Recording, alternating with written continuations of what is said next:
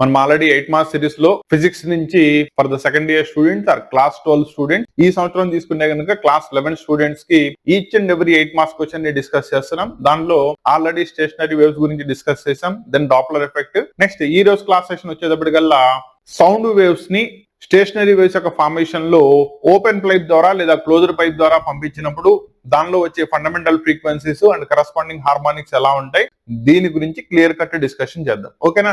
Completely basics నుంచి explain చేస్తాను, clear గా చూడండి. కాన్సెప్ట్స్ ఎక్కడైనా డౌట్ ఉంటే కనుక ఇమీడియట్ అడగండి, మీ ప్రతి డౌట్ ని క్లారిఫికేషన్ చేస్తాను. నా ఫస్ట్ వచ్చేటప్పటికల్లా ఇక్కడ open pipe or closed pipe తీసుకుంటే it is nothing but single hollow pipe ఉంటుంది. దానిలో ఒక సైడ్ కనుక క్లోజ్ చేసినట్టయితే దాన్ని క్లోజ్డ్ పైప్ అంటారు, రెండు వైపులా కనుక ఓపెన్ గా ఉన్నట్టయితే ఓపెన్ పైప్. ఈ రోజు డిస్కషన్ వచ్చేటప్పటికల్లా ఓపెన్ పైప్ కాబట్టి మనం దానిలో బోత్ ద సైడ్స్ ఓపెన్ గా ఉండే ఒక హాలో పైప్ ని తీసుకున్నాం. అండ్ ఇక్కడ మన డిస్కషన్ లో మనం తీసుకునేది ఎవరయ్యా అంటే that is nothing but organ pipe ని తీసుకుంటాం. It is hollow cylindrical long pipe లాంటి స్ట్రక్చర్ ఉంటుంది. జనరల్లీ మీరు ఎక్కడ చూస్తారు, ఈ ఫ్లూట్స్ ఇవి ఉంటాయి కదా, ఇటువంటి మ్యూజికల్ ఇన్స్ట్రుమెంట్స్ లో యూజ్ చేసే వాటిని ఆర్గాన్ పైప్ అంటారు. ఆర్గాన్ పైప్ ఎందుకు వాడతారయ్యా అంటే చీప్లీ అవైలబుల్ అండ్ దీనిలో లోపల తీసుకునే ఎయిర్ కాలం అంతా కూడా యూనిఫామ్లీ డిస్ట్రిబ్యూట్ అయి ఉంటుంది. కాబట్టి ఎప్పుడైతే దాని లోపలికి సౌండ్ వేవ్ ని ప్రొడ్యూస్ చేస్తావో అది along its walls easily reflect అవ్వగలదు. అండ్ ఈ వేవ్స్ ఒకదానిపైన ఒకటి సూపర్ ఇంపోజ్ అయ్యి లా ఆఫ్ సూపర్ పొజిషన్ ప్రకారం స్టేషనరీ వేవ్స్ యొక్క ఫార్మేషన్ కి రెస్పాన్సిబుల్ అవుతుంది. అండ్ ఆ స్టేషనరీ వేవ్స్ ని మనం చదవాలి కాబట్టి ఆర్గాన్ పైప్ లో దాన్ని చదవడం కూడా ఈజీ అవుతుంది. ఓకేనా? కాబట్టి దీనిలో ఆర్గాన్ పైప్ ని ఎందుకు యూజ్ చేస్తున్నారంటే cheaply availability and uniformity in the structure కాబట్టి. నా దాంట్లో ఈ రోజు డిస్కస్ చేయబోతుంది మనం ఓపెన్ పైప్ కాబట్టి పైన కింద మీరు చూసుకున్నట్టయితే రెండు కూడా ఓపెన్ సర్ఫేసెస్ ఉంటాయి.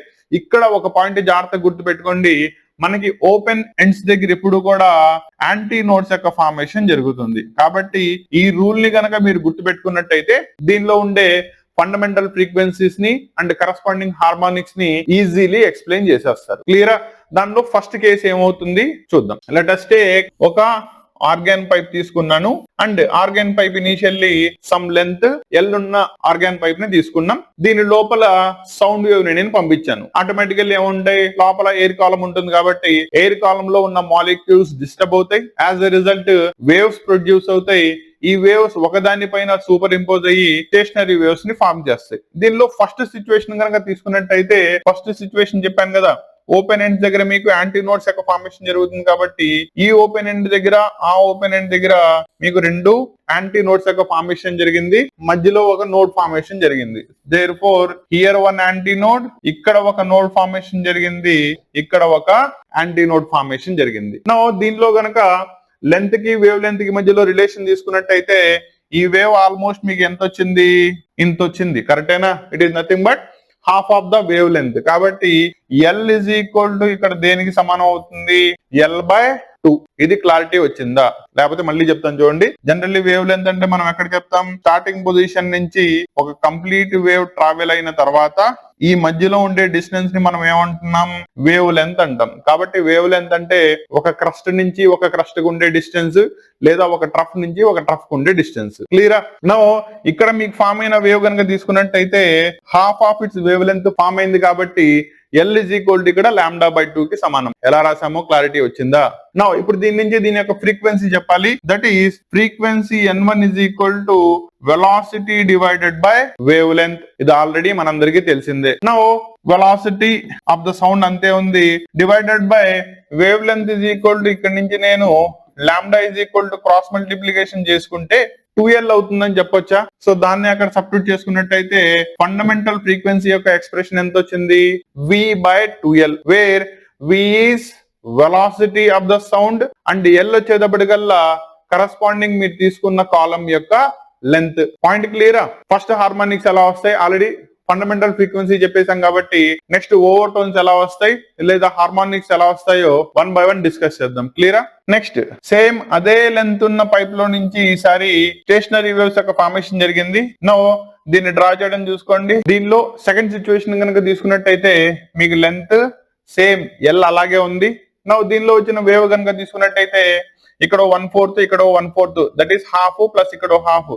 So totally L is equal to లాంబ్డాకి సమానమైంది చూడండి. దట్ ఈస్ టోటల్ మీకు ఏమైంది, ఇక్కడ నుంచి ఇక్కడ దాకా ఒక కంప్లీట్ వేవ్ ఫార్మేషన్ జరిగింది. కాబట్టి ఎల్ లెంత్ ఉన్న ఓపెన్ ఎయిర్ కాలమ్ లో ఒక lambda will be your corresponding wave length అయింది. ఓకేనా. నా దీనిలో కనుక సబ్స్టిట్యూట్ చేసినట్టయితే second harmonic N1 is equal to V by lambda, that is formula same ఉంటుంది. సో సబ్స్టిట్యూట్ చేసుకుంటే V divided by L కి సమానం. ఓకేనా. కాకపోతే మీరు with respect to fundamental frequencies చెప్పాలి కాబట్టి దీన్ని ఫండమెంటల్ ఫ్రీక్వెన్సీలోకి కన్వర్ట్ చేయండి. సో కన్వర్ట్ చేస్తే ఎంత వస్తుంది, న్యూమరేటర్ ని డినామినేటర్ ని నేను 2 తో మల్టిప్లై చేసుకున్నట్టయితే, సార్ ఎందుకు 2 తో మల్టిప్లై చేశారు, బికాస్ పైన ఎక్స్ప్రెషన్ ఎంత వచ్చింది V/2L. సో నువ్వు N1 లోకి సబ్స్టిట్యూట్ చేయాలంటే దాన్ని కూడా V/2L లోకి మార్చాలిగా. సో ఇప్పుడు జాగ్రత్తగా చూసుకోండి, ఇక్కడ నుంచి ఇక్కడ దాకా తీసుకున్నట్టయితే 2 times N1. క్లియరా. నౌ సెకండ్ డయాగ్రామ్ క్లారిటీ వచ్చినట్టేనా. సో సెకండ్ దానిలో ఏమైంది, after formation of stationary waves మీరు ఫస్ట్ ఓవర్టోన్ ని కానీ లేదా సెకండ్ హార్మోనిక్ ని కానీ స్టడీ చేసినప్పుడు the frequency of the second harmonic is equal to 2 times the fundamental frequency వచ్చింది. క్లియరా. దీనిలోనే నెక్స్ట్ సిచ్యువేషన్స్ ఏమవుతాయి, సేమ్ లెంత్ ఉన్న కాలం తీసుకున్నాం, ఇంతేనా. సో టోటల్లీ ఎన్ని ఫామ్ అయినాయో చూడండి. ఎల్ తీసుకున్నట్టయితే ఇక్కడ నుంచి ఇక్కడ దాకా ఒక కంప్లీట్లీ వేవ్ ఫార్మేషన్ జరిగింది.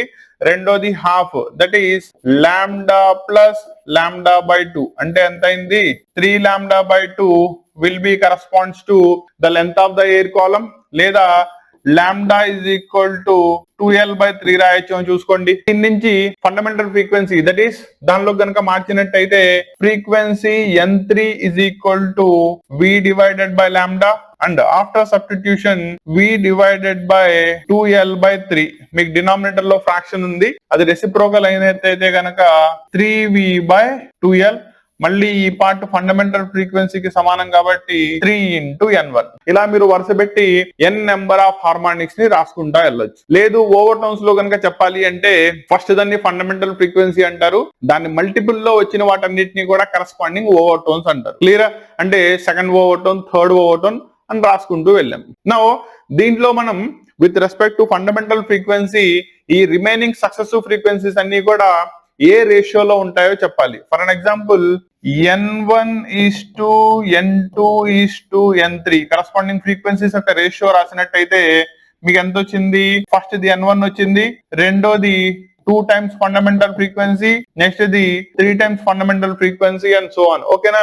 సో మీకు దీనిలో ఫండమెంటల్ ఫ్రీక్వెన్సీ కామన్ గా వెళ్ళిపోతే కనుక 1:2:3:4 అంటే మీకు దీనిలో వచ్చే సక్సెసివ్ హార్మోనిక్స్ లేదా ఓవర్టోన్స్ అన్ని కూడా 1:2:3 రేషియోలో, అంటే ఏంటి, కంటిన్యూస్ N న్యాచురల్ నెంబర్ యొక్క రేషియోలో ఉంటాయని చెప్పొచ్చు. క్లారిటీ వచ్చిందా. నెక్స్ట్ ఇక్కడ దాకా చెప్పినట్టయితే మీకు ఆర్గాన్ పైప్ అంటే ఏంటి, ఆర్గాన్ పైప్ యొక్క బేసిక్ కన్స్ట్రక్షన్ ఎలా ఉంటుంది, దానిలో సౌండ్ వేవ్స్ ని వన్స్ పంపించినప్పుడు వాటి యొక్క సూపర్ పొజిషన్ ఎలా జరుగుతుంది, అండ్ సూపర్ పొజిషన్ ని బేస్ చేసుకుని మీకు స్టాండింగ్ వేవ్స్ లేదా స్టేషనరీ వేవ్స్ ఫామ్ అయినప్పుడు వాటి యొక్క కరస్పాండింగ్ ఫ్రీక్వెన్సీస్ ని ఎలా చెప్తారు, అండ్ ఫైనల్లీ అవి ఏ రేషియోలో ఉంటాయి. ఇక్కడ దాకా గనక ప్రాపర్లీ వాటి యొక్క రే డయాగ్రామ్స్ ని డ్రా చేసుకుంటూ కనుక చెప్పినట్టయితే మీకు దీని నుంచి వచ్చే 8 మార్క్స్ కి 8 మార్క్స్ వచ్చేస్తాయి. క్లియరా. రెండోది ఇక్కడ అగైన్ అండ్ అగైన్ స్టూడెంట్ చేస్తున్న తప్పు చెప్తాను చూడండి. నో ఈ సూపర్ పొజిషన్ ఎక్స్ప్లెయిన్ చేయడానికి మీరు సూపర్ పొజిషన్ ఆఫ్ వేవ్స్ రాస్తున్నప్పుడు మోస్ట్ ఆఫ్ ద స్టూడెంట్స్ వీటి యొక్క రిప్రజెంటేషన్ రాంగ్ గా చేస్తున్నారు. అంటే మీరేం చేస్తారు, డ్రా చేసేటప్పుడు వేవ్స్ ని ఇలా డ్రా చేస్తున్నారు. ఓకేనా. ఇది కంప్లీట్లీ రాంగ్. ఎందుకు, బికాస్ మీకు తీసుకున్నప్పుడు ఆర్గాన్ పైప్ యొక్క ఇంటర్నల్ సర్ఫేసెస్ ఏదైతే ఉంటుందో అక్కడ నుంచి ఈ వేవ్ రిఫ్లెక్ట్ అయిన తర్వాత ఒక వేవ్ రెండో వేవ్ పైన సూపర్ ఇంపోజ్ అయితే మీకు కాన్సెప్ట్ ఆఫ్ సూపర్ పొజిషన్ జరుగుతుంది. అప్పుడు స్టేషనరీ వేవ్స్ యొక్క ఫార్మేషన్ జరుగుతాయి. అంతే తప్ప మీరు ఇలా డ్రా చేసినట్టయితే ఫార్మేషన్ ఆఫ్ స్టేషనరీ వేవ్ కాన్సెప్టే రాంగ్ అయిపోతుంది. కాబట్టి దీని యొక్క ప్రాపర్ డయాగ్రామ్ ఎలా ఉండాలి, మీరు తీసుకున్న ఓపెన్ ఆర్గాన్ పైప్ లో వేవ్ అనేది సర్ఫేస్ దగ్గర నుంచి రిఫ్లెక్ట్ అవుతూ వెళ్ళాలి. కాబట్టి ఇది మీకు correct representation of superposition of the waves అవుతుంది. క్లారిటీ వచ్చిందా. సో దీంతో ఓపెన్ పైప్ కాన్సెప్ట్ క్లారిటీ వచ్చింది అనుకుంటాను. ఇది అర్థమైతే దీని తర్వాత చదివితే మీకు క్లోజర్ పైప్ అర్థమైపోతుంది. నెక్స్ట్ క్లాస్ లో మీకు దానిలో కూడా ఎక్స్ప్లెనేషన్ ఇస్తాను. ఓకేనా. స్టిల్ ఇక్కడ దాకా డౌట్స్ ఏమైనా ఉన్నట్టయితే కనుక ఎటువంటి మొహమాటలు లేకుండా కామెంట్ లో తెలియజేయండి. మీ ప్రతి డౌట్ కి ఆన్సర్ ఇస్తాను. క్లియరా. నెక్స్ట్ క్లాస్ లో మళ్ళీ కలుద్దాం.